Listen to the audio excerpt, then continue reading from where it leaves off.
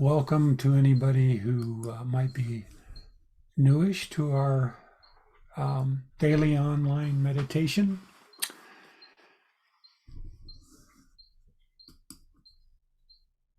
So last week, I'm going to continue talking about feminine perspective, masculine perspective, that I started last week. And I talked about the feminine perspective and how it has shaped our own practice here. Some of the aspects that I mentioned were gentleness and receptivity, which we definitely value here, being collaborative and suspicious of the role of authority, valuing our experience, including thoughts and feelings, emotions that we might be having. So this week, I'm going to take a look at how a more masculine perspective might shape meditation practice. And I'm going to draw on my very lengthy experience with Zen, over 30 years of experience with various Zen centers. And some of them in the beginning were very traditional Zen centers. And I'm also going to utilize a response I got from ChatGPT when I asked the question, what would a corresponding masculine perspective look like in the world of meditation? So in talking about these two different perspectives, my intent is not to say one is better than the other, but just to contrast them. I believe from my own limited perspective here that a more feminist approach is becoming more widespread, while traditional male-dominated approaches like traditional Zen are becoming gentler over time. First, a masculine approach might emphasize what we call inner strength and resilience. So this contrasts with what we often say is a more gentle and kinder approach that we use here. In traditional Zen centers, and I have participated in several, one in Rochester, New York, and then for a lot longer time in Zen Center of Los Angeles when Maizumi Roshi was there. And there was an emphasis on doing as much sitting as you could. Sitting all day if you could. And we were supposed to sit up straight, maintain that posture for periods of 30 to 40 minutes. We would sit in long rows, very well organized, and at the end of the row, there was often a monitor. We would be facing towards the wall, the monitor would be facing us, facing in, and sometimes the monitor would say, "Don't move," or "Wake up, don't waste your time." When I did a residence training at Rochester, and this was many years ago, back in the mid-70s, I was there in the wintertime. They had a beautiful open zendo there. A big zendo, I don't mean open, but large. But there was no heating. It was so cold, but we were meant to sit in the cold. As the old Zen saying said, when it's cold, just be cold. When it's hot, just be hot. But that didn't mean that many of us would surreptitiously put on long underwear under our robes before the sitting. So, a traditional Zen center a Zen retreat is kind of like a boot camp. No paying attention to any of your personal needs or desires. We just follow the schedule and do the next thing.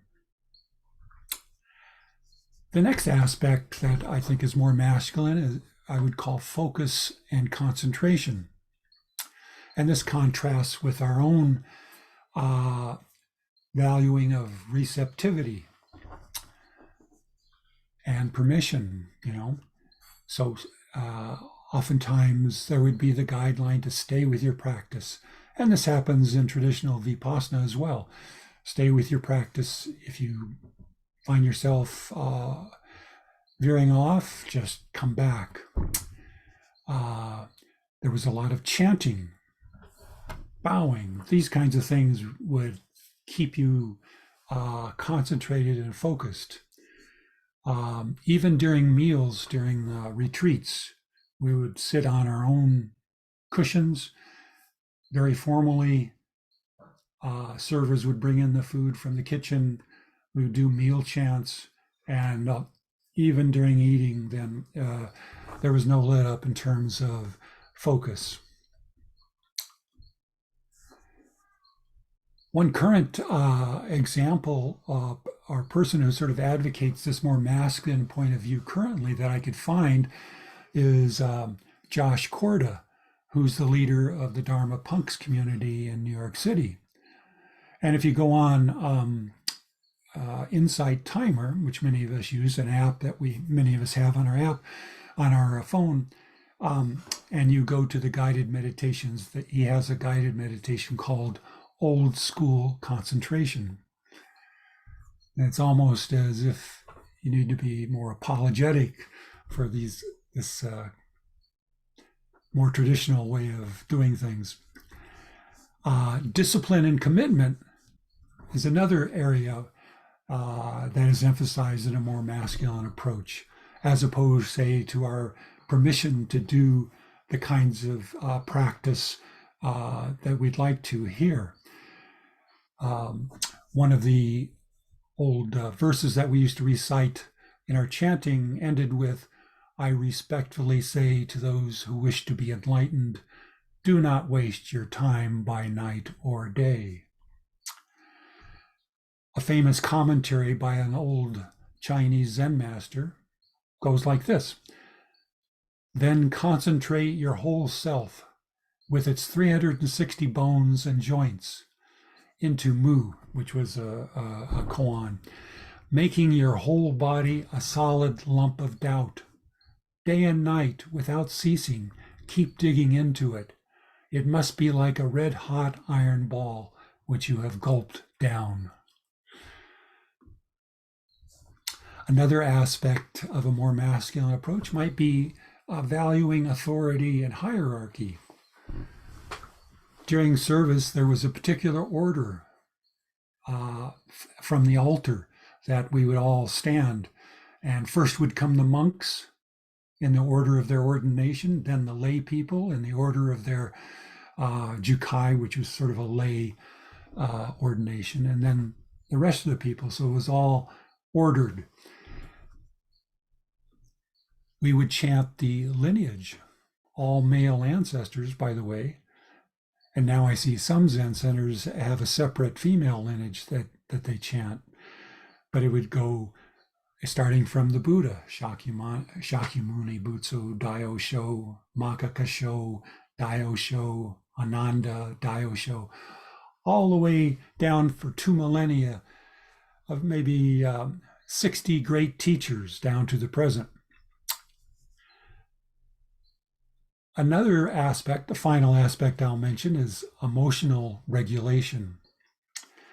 And this sort of contrasts with our emphasis on being close to our experience, with healing, with communication. I found this quote in a book I've been reading, a quote by a longtime meditator in Zen. He says, "I sat and sat and sat. I meditated hard over a long period of time, and I was still a jerk."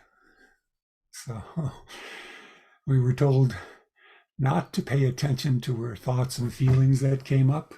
Just get back to your practice. And this creates something that's been called a spiritual bypass. Now, I'm sure that many traditional centers have become softer over a time, because my experience was 30, 40 years ago. But I know, like I mentioned, Rochester. Tony Packer was a teacher who came out of Rochester, but when she left to start her own center, she left all of that stuff behind, all the robes and the chanting and so on. And the same way with my long time teacher, Joko Beck. When she left the Zen Center of Los Angeles, we got rid of all the robes, no longer any monks. We did still do some chanting, but much of that was, that original traditional Zen was softened by these two teachers. Okay, I appreciate your listening this morning. I'm going to stop there.